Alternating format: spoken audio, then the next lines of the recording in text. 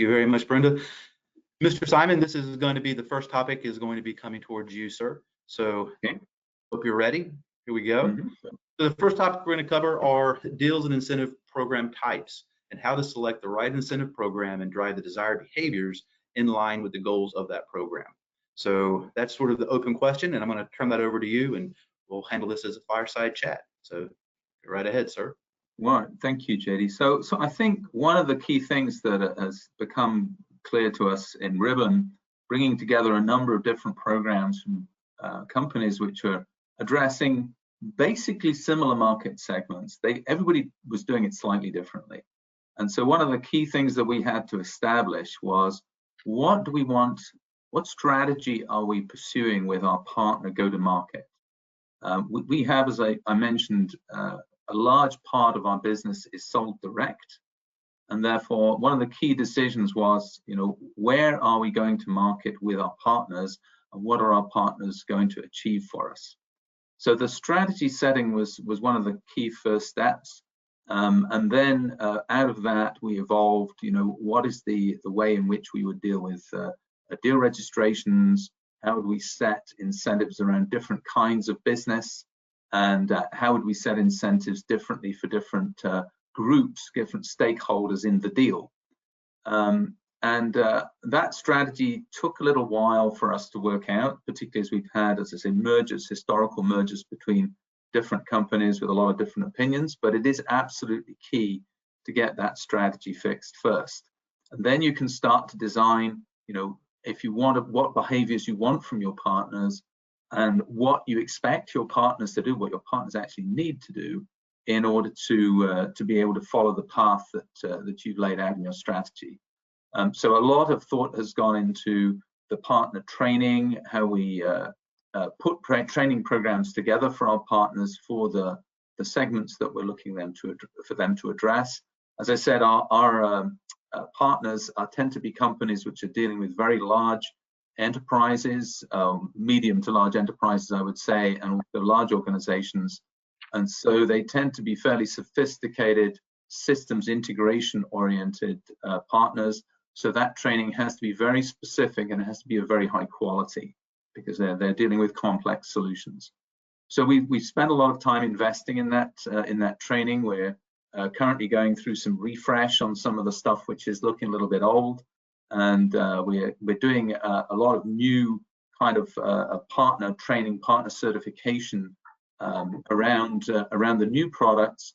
A big topic with our customers, because of their security priority, is the move to cloud.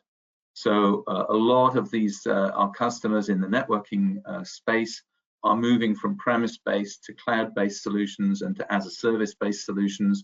And of course, they're extremely concerned about the security of those solutions. It's moving more things out of their control space, and therefore we need to have our partners set up in such a way that they can provide a good, solid, secure solution, not just from selling it, but also being able to support it and being able to implement those solutions with our end customers. Because our reputation basically depends upon the reputation of our partners, and reputation in these large organization sales is big B2B sales is everything. So once we got our strategy lined up, then we decided how we were going to approach the partner, the distributor, and also the salesperson within the partner. So we have like a multi-tiered approach in the way the incentives work. We have incentives for the partner themselves, which encourage them to become a bigger partner of ours over time.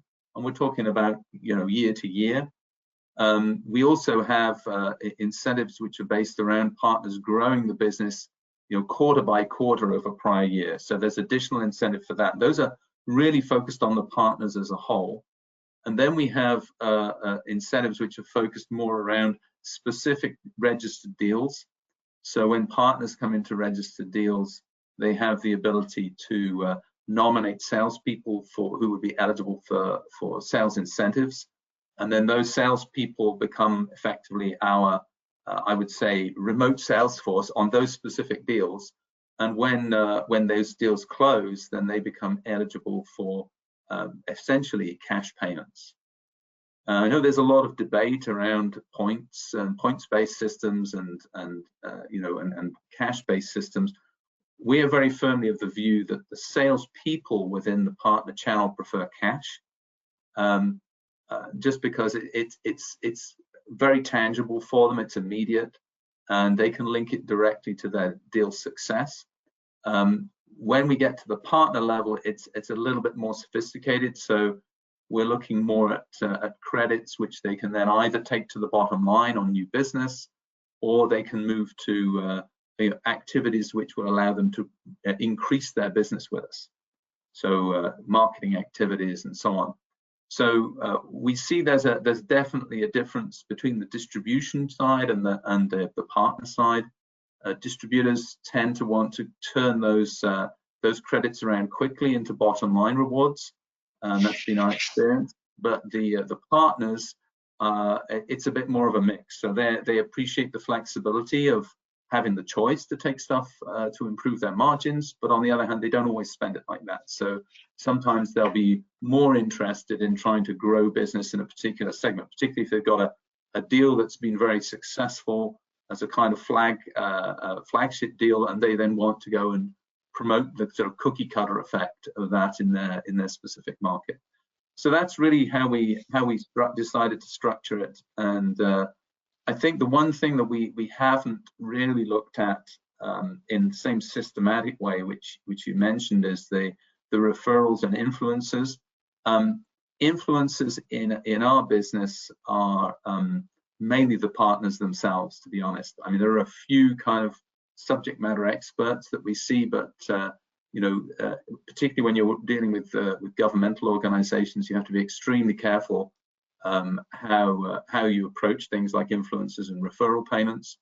Our referral payments come under a lot of scrutiny, and therefore we haven't really systematized that into a program as yet. And that's kind of how we evolved from like having 5 different company programs into a single unified rewards program for our partners and for our partner salespeople.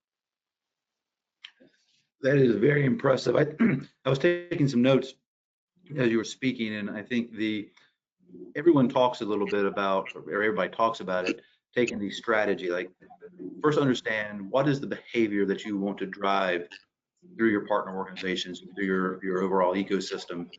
So many people they say that, but then they just take a very level-handed, heavy-handed almost approach. Here's what we're going to do. Very impressive how you've broken that out and taken each stage from the account executive to the individual partners, the partner types, and the distributors, to address them each uniquely to drive the behaviors you want for them with the flexibility to do that. That's really, really impressive.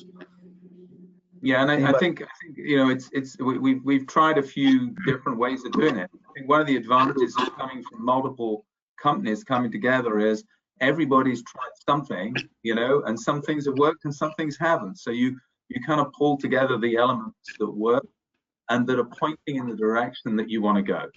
I think that's really been our main focus the last couple of years, and working with you guys. I really appreciate that. I worked for a gentleman many years ago, and he had a favorite saying, and it seems like you guys have really embodied this. The things that don't work, stop doing that. And the things that do work, do more of it. Absolutely. Yeah, I fully agree with that. I think that's and one of the things is also key to understand is you can't do everything that everybody did. It's just not possible. We don't have the resources or time for that. So we really have to focus down on those aspects of the incentives that are working and that are getting us results. So a key part of this as well is tracking how well it's working, because you need to be able to tell what has worked and what hasn't. And there's always an element of experimentation in these. So this is not the ultimate program. The ultimate program is never going to be achieved, but we're always going to be looking and seeing what's working as the market changes. A good example of that being the movement to cloud. For our customer base, a lot of stress around that, a lot of sleepless nights for our customers. And so, you know, we have to make sure that our partners are equipped properly to take them through that transition. Thank you very much, Simon. And I'm determined to keep us on